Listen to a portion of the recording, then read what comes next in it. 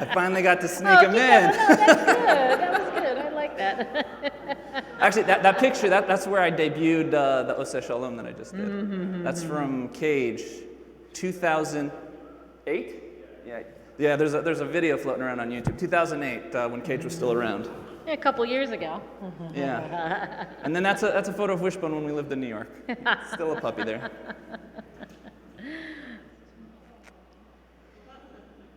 So today is obviously a very bittersweet moment for all of us.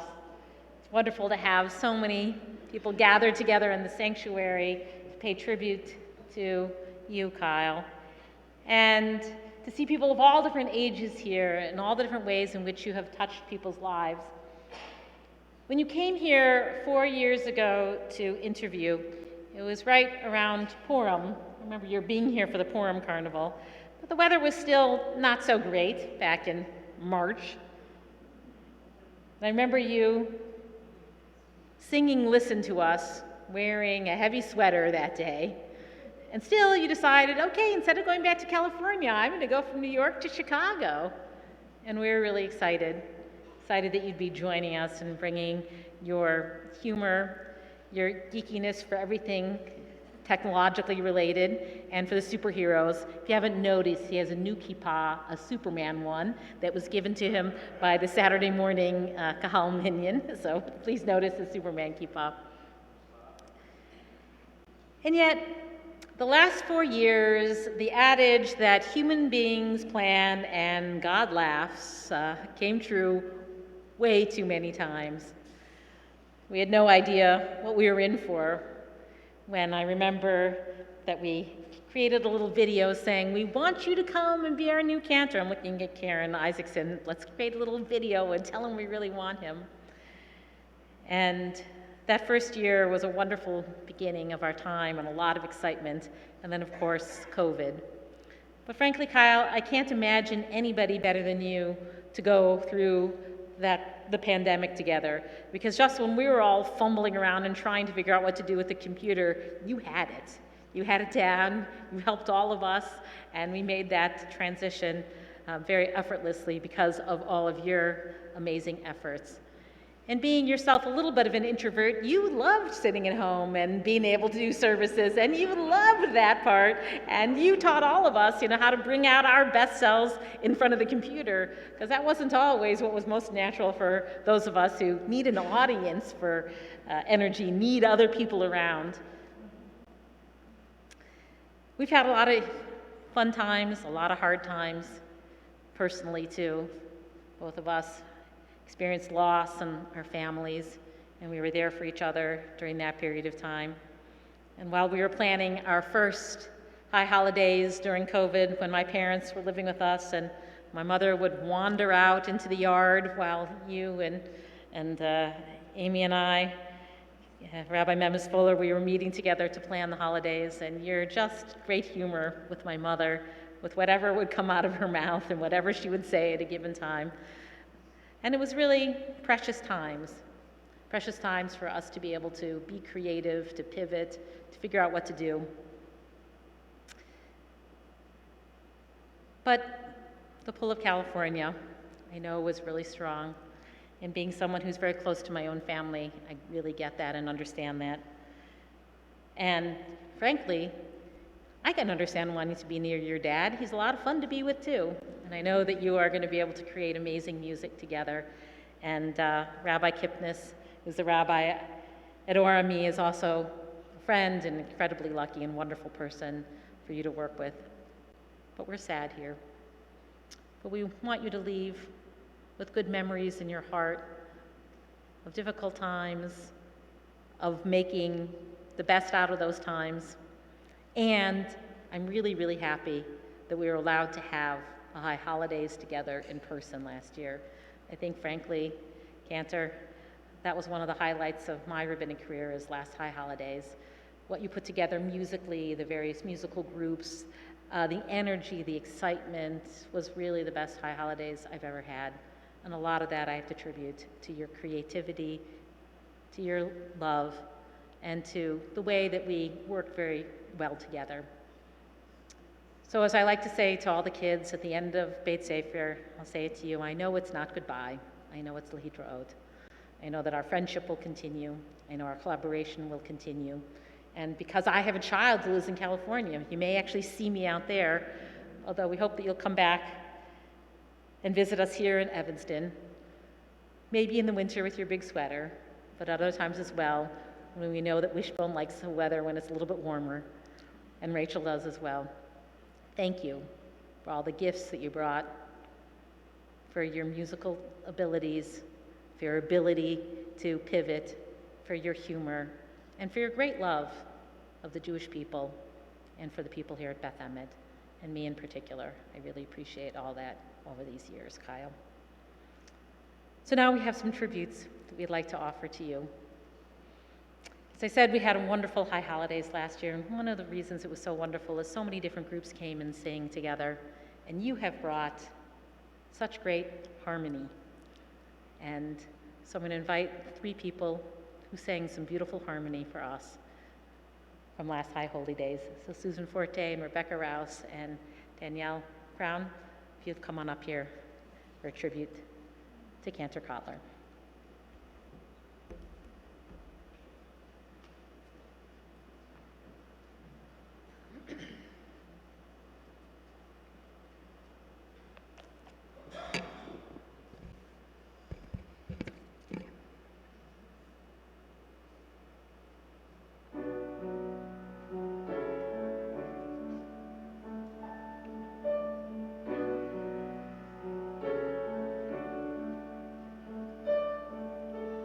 This is the sound of one voice, one spirit, one voice. The sound of one who makes a choice. This is the sound of one voice. This is the sound of one voice.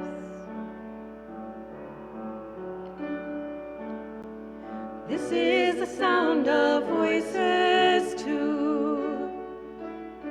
Sound of me singing with you, helping each other to make it through.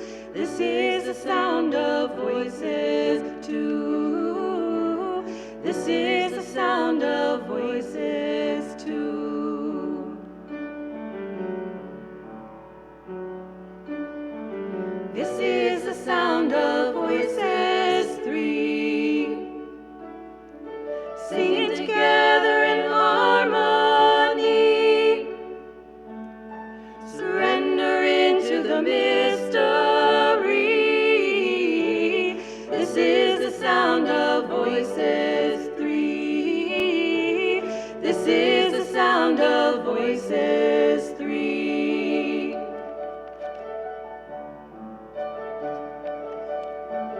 This is the sound of all of us, singing with love and the will to trust.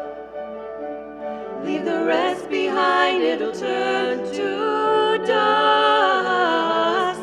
This is the sound of all of us. This is the sound of all of us.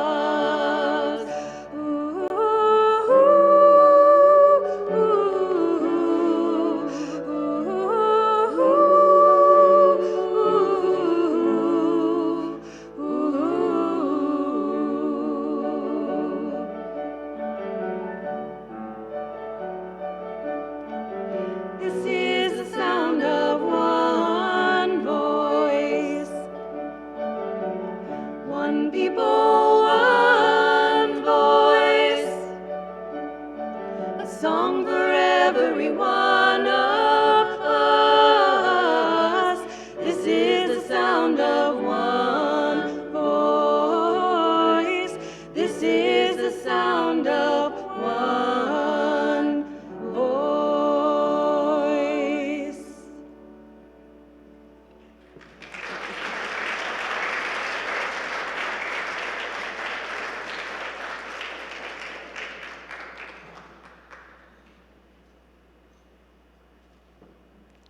You do that every week. I love that. Boy, brings back such good memories of the High Holy Days. Cantor Cotler, one of the areas of the congregation where you've had such a profound impact has been with our Kabbalat Mitzvah students. Over the last 4 years, you've had a tremendous gift at working with each and every one of them, finding out about what they were interested in and finding the ways in which they learn and gearing your teaching to that. And each and every week, after they finished leading us in worship and reading Torah and Haftorah and delivering their Devar Torah, you always had something very personal and profound to say to them. It was really such a gift that you gave to all of our students. And so speaking on behalf of our Kabbalat Mitzvah parents, I'd like to invite Brad Zacharin to say a few words.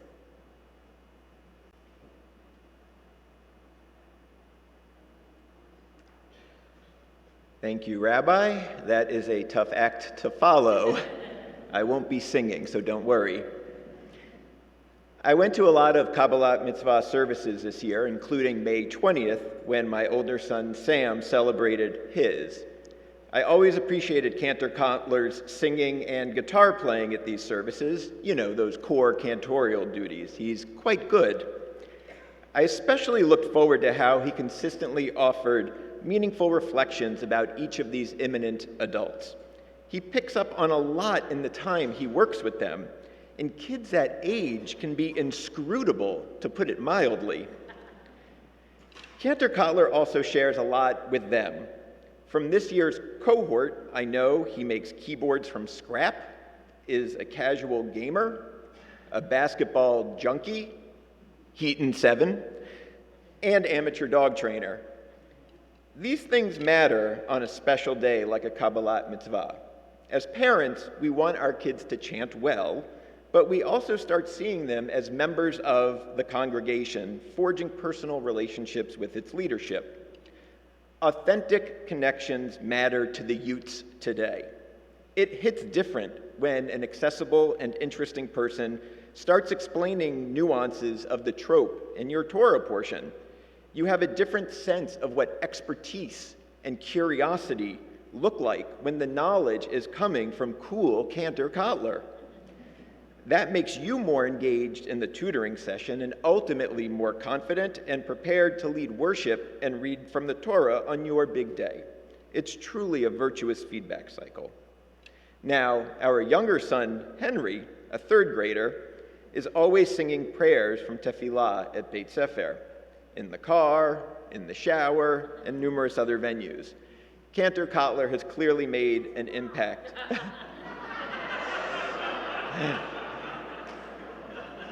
You can sue me for defamation later. Anyhow, Henry wanted to lead a prayer at Sam's Kabbalat Mitzvah, which added a little something special, particularly with Cantor Cotler jamming on the guitar right next to him. Taking Henry as a representative of the current Beit Sefer population, it's safe to say we'll see Cantor Cotler's influence on Kabbalat Mitzvah cohorts for years to come. So on behalf of this year's Kabbalat Mitzvah families and those of the next few years, thank you, Cantor Cotler, and best of luck.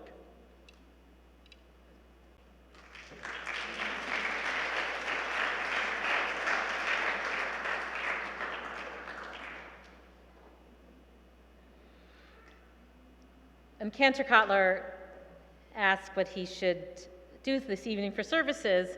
I said, well, we want you to lead because we want to hear you for the last time. So we're going to do a few things for you, but you have to lead. And we want you to lead kind of the best of. And so that's what we got this evening. I saw Becky Kaplan very happy over there that she got the Baruch Hu and the Aravim that she loves. And of course, the Listen that we all love as well.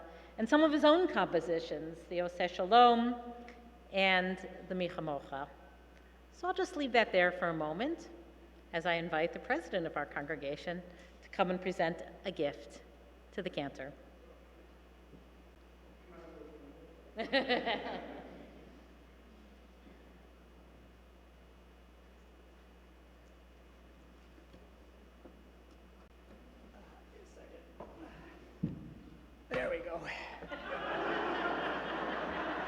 Hi. So that's what you look like. Oh my gosh.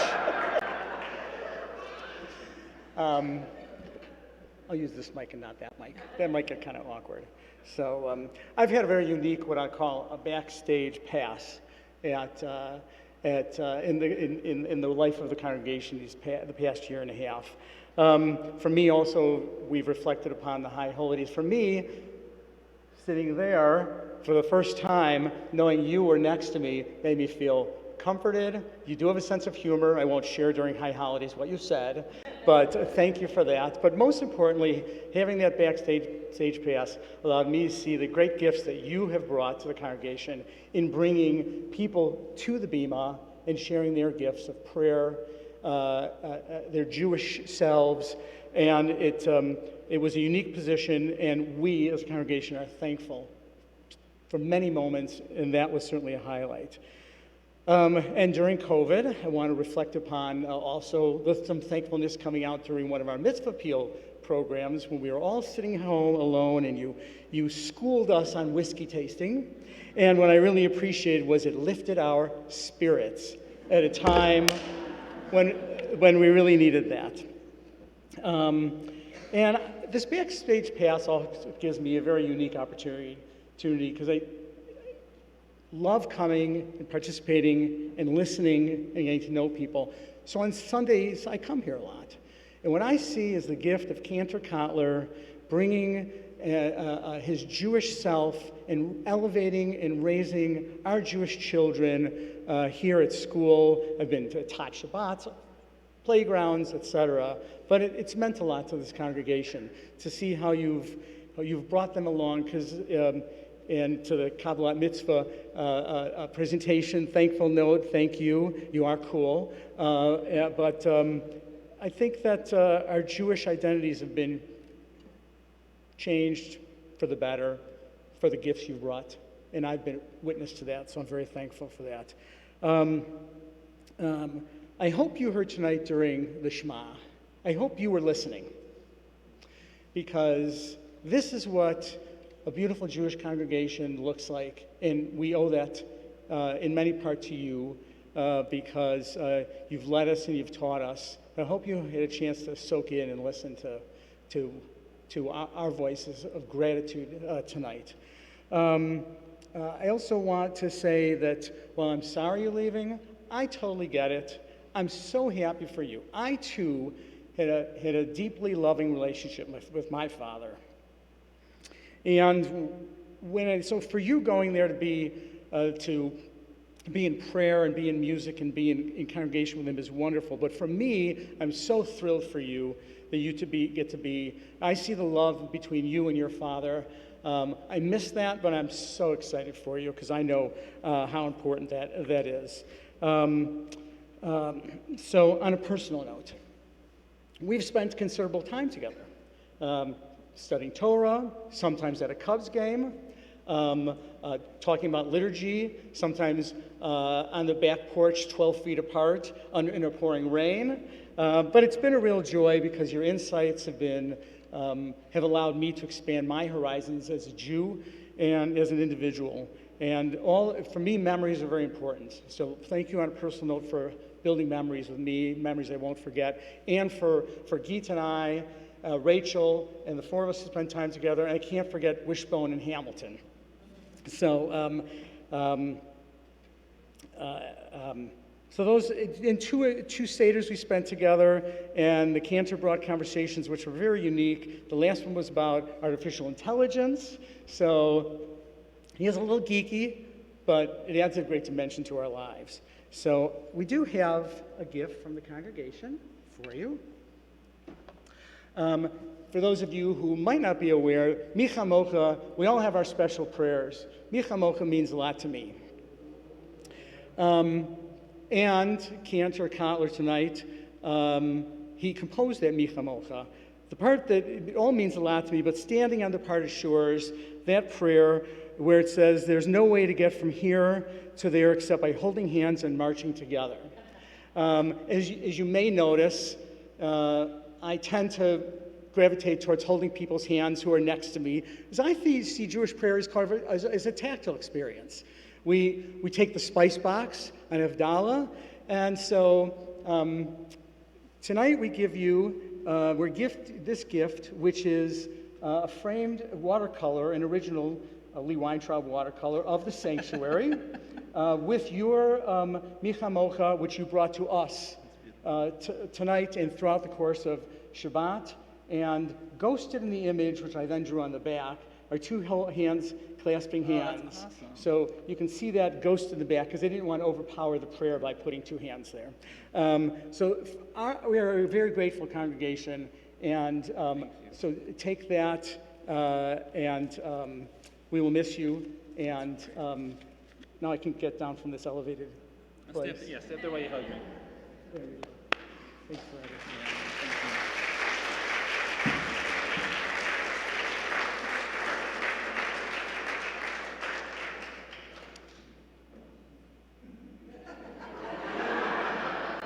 Is it my turn?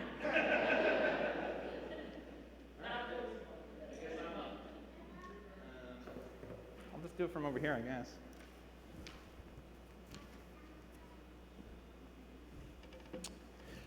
Yours is a lot bigger than mine. Yeah. Which mic should I use? Does it matter? All right, great. Just want to take it all in before I get into it. And I can tell I'll need these later. It's really great to see so many people here, people that I don't usually see on Friday nights. See a lot of folks that really only come on Saturdays. Nissan, Sarah, it's good to see you. Danny, Gideon, I mean, this is really special. I mean, I should really call everybody out, and I'm sure I'm going to forget some people and maybe offend them, but I got this is my last day, whatever. Who cares? So singers, probably some of, Wishbone's favorite people for sure, because whenever we walk around the block, he pulls us to your house so that my dog can play with yours. This is great. And all the people that cover for me when I can't sing or don't want to, Diane and Rebecca, Susan, this is awesome.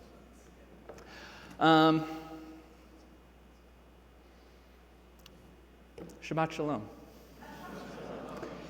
As a Reformed clergyman, I've used Mishkan Tefillah so frequently, I often find my eyes wandering around the pages while leading services, especially during silent prayer. And sometimes I'll read translations, the left side of the page, or the footnotes at the bottom.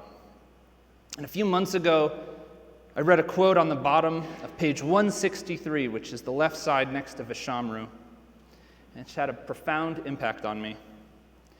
It's attributed to Ahad Ha'am, and it reads, "More than the Jewish people has kept Shabbat, Shabbat has kept the Jewish people." I reflected on the words and their meaning over a few services and came to understand their impact on me. Reflecting on my time at Beth Emet, I would change those words to speak more personally of my experience here by saying,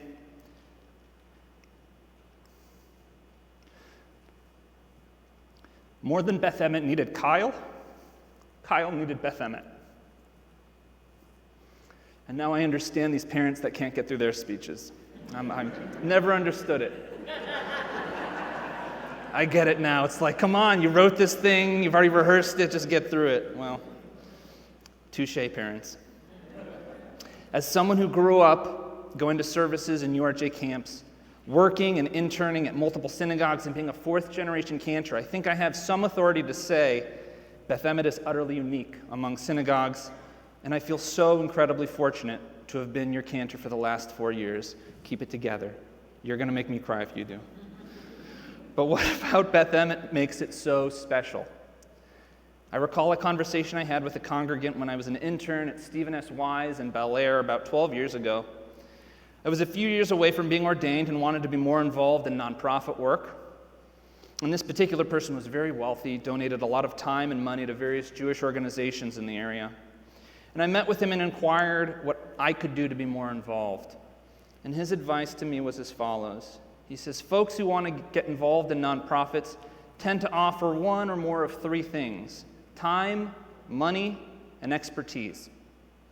And I believe the culture that has been established and practiced at Beth Emet for decades has created a community where both lay people and staff selflessly devote themselves to this place. When I joined Beth Emet in 2019, I had just left a less than desirable work environment in New York.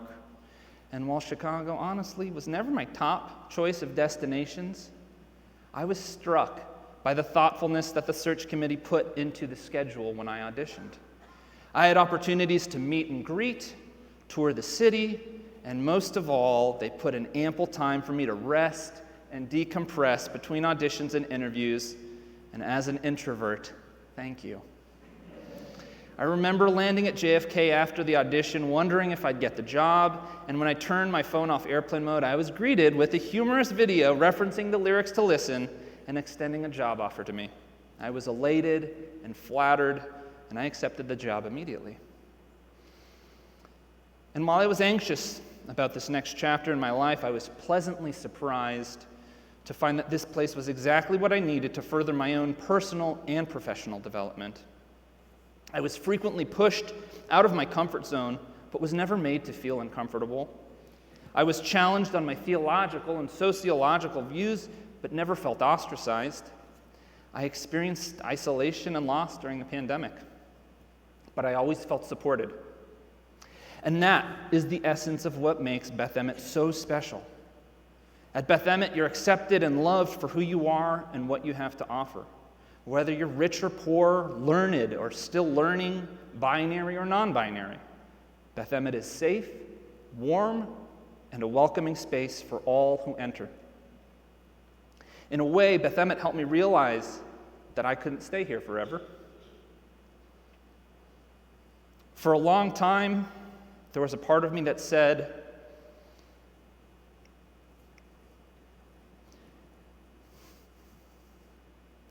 I can never return to LA. They have a Cantor Cotler. I need to establish myself somewhere else. And in conjunction with the isolation and loss I referenced earlier, Beth Emet helped me realize that my priorities had always been to be close to my friends and my family. But I was letting my own personal vanity get in the way of that. I wanted to stay here so badly. Rachel and I were talking about getting a house and planting our roots here. I've never experienced a work environment that was so pleasant and flexible. I never experienced any toxicity with the staff here. The culture here is so evolved. Any disagreements or frustrations were broached and worked out quickly. I never lost my temper with anyone, and I'm pretty sure nobody lost theirs with me, at least not to my face. I always felt heard and respected. And I honestly can't remember a time in my adult life where I felt as happy and confident as I did here. And even my dog Wishbone has been accepted as a member of this community in a way that I could never have imagined. People will often say hi to him before they say hi to me, and that's fine.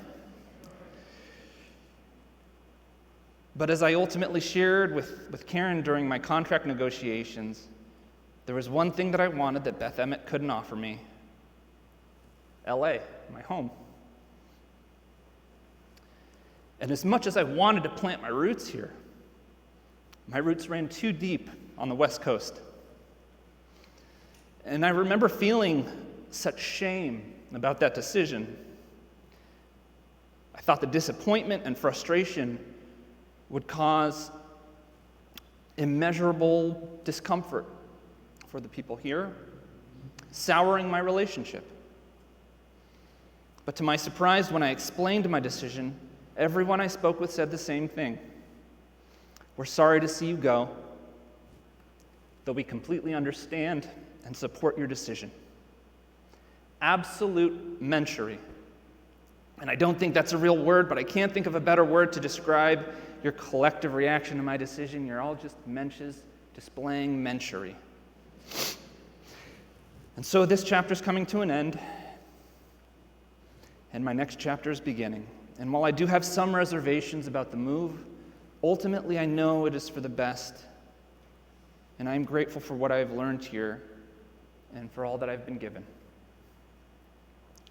And what would gratitude be without a few personal acknowledgments? I won't be able to acknowledge everyone who deserves it because there are just too many people to thank. And like I said, I'm probably going to forget some people, maybe offend them, but whatever, it's my last day.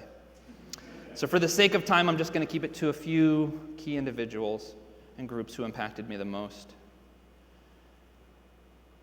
Karen, your tireless efforts as president were an inspiration. Coming on the heels of your professional retirement, to find yourself helming the congregation during a pandemic must have been a Herculean task. You deftly navigated the issues of safety and remained steadfast through the frequent curveballs we were thrown. In particular, I admired the way you worked with the Clay Kodesh, trying to find the balance between your business background and the nuances of running a parochial institution.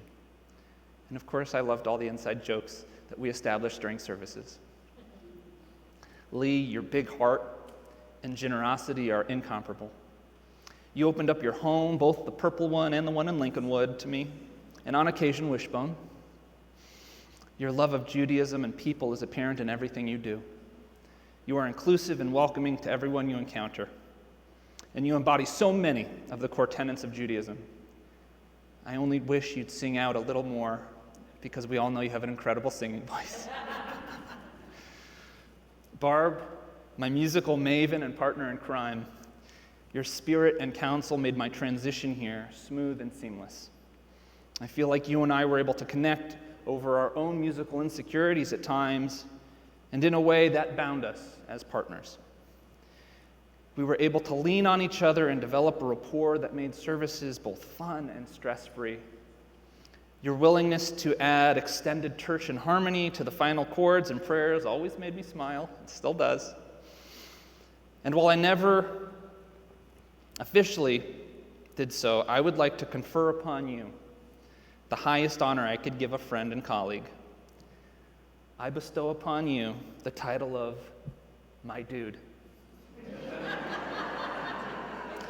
You are my dude with all rights and privileges. And you should know she texts me and emails me, and it always begins with, "Dear my dude." To all the folks I worked with over the years on Clay Kodesh, I've never had the privilege of working with a group of professionals who are more dedicated and devoted than you. You all embodied a work hard, play hard style which motivated me to be the best version of myself. As I shared earlier, nobody ever rebuked or castigated me. I was never shamed or embarrassed. Rather, I always felt supported and encouraged. During Clay Kodesh meetings, I would frequently share my feelings, both good and bad, and I always felt held and heard by you. What a gift to be surrounded by people who care as much about the people as they do the work here. And Rabbi London,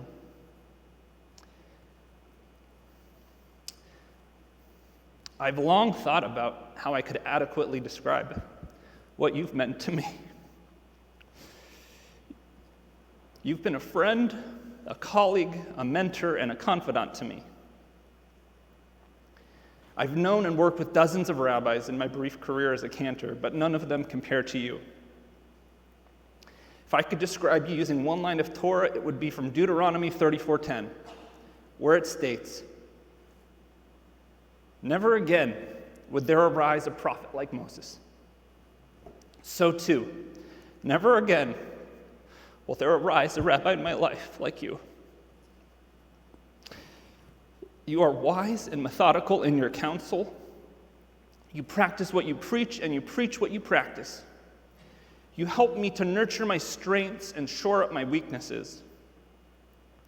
I never heard you speak ill of anyone or anything, with the exception of Florida.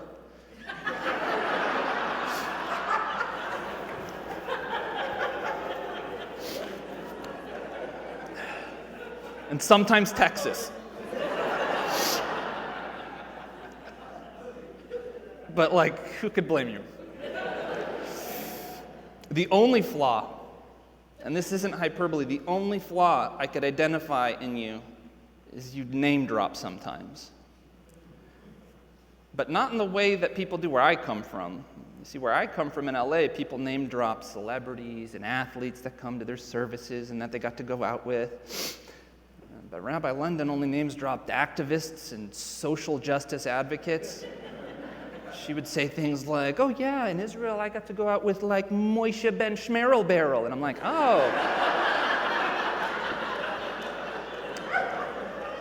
Like I'm supposed to know who that, awesome, who is that? Oh, you don't know? Oh yeah, they're just like, the foremost authority on like, figuring out the problems in the Middle East. No big deal. It's like, that's awesome. It's like all these people I've never heard of who just apparently are awesome, like wonderful people like her.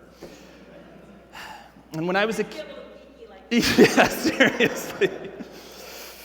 When I was a kid in religious school, we would hear stories about sagacious old bearded rabbis from Lithuania or Poland who always gave the best advice, always knew the right things to do or say in every situation. And I remember thinking, people like that don't exist. These are myths to inspire us, but they're totally unrealistic. And then I met you. You are anachronistically the inspiration for those stories, minus the whole bearded man part. Thank you for holding a mirror to me over the last 4 years and helping me to realize my full potential. My respect, admiration, and love for you is without limit. And while there are many aspects that made saying goodbye to Beth Emet difficult, saying goodbye to you was certainly the hardest. And finally, to all of you, whom I haven't thanked personally or collectively, the folks in this community who have lent me their ears and voices over the past 4 years, thank you. This is a bittersweet moment for me and Rachel and Wishbone. This community has filled my heart with song, and I hope I've provided you with even a modicum of the love and joy and inspiration you've given me. And I hope that more than just a transient clergy person, you will look back at my 4 years here as a steward of learning and liturgy. I hope I made you laugh and cry in a good way, proverbially from laughing too much. But most of all, I hope you never change. I hope you show Cantor Natalie Young the same beautiful, unique, and compassionate facets of yourselves that you showed me. And you show to every Beit Sefer student, to every soup kitchen guest, to every single person that walks through that door. We are taught that we are a kingdom of priests, an or lagoim, a light unto the nations. And Beth Emet truly embodies that, and I will carry that light within me as I make my journey home. And while my primary role here was to be a leader and a teacher, thank you for teaching me what it means to be a Reformed Jew. Thank you for teaching me how to be kinder, more thoughtful, and a progressive cantor. And thank you for helping me be a better version of myself.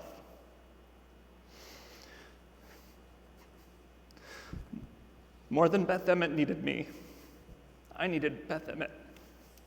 Shabbat Shalom.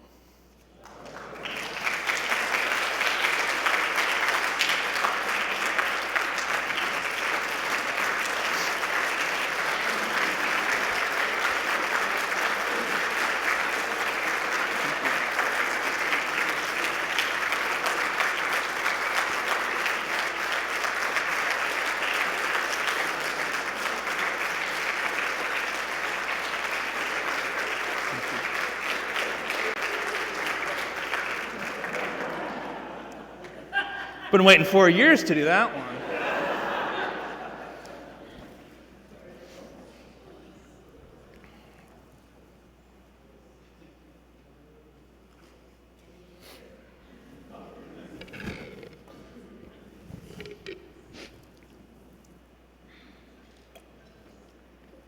And by the way, I don't know who Moshe Shmerel Peril is.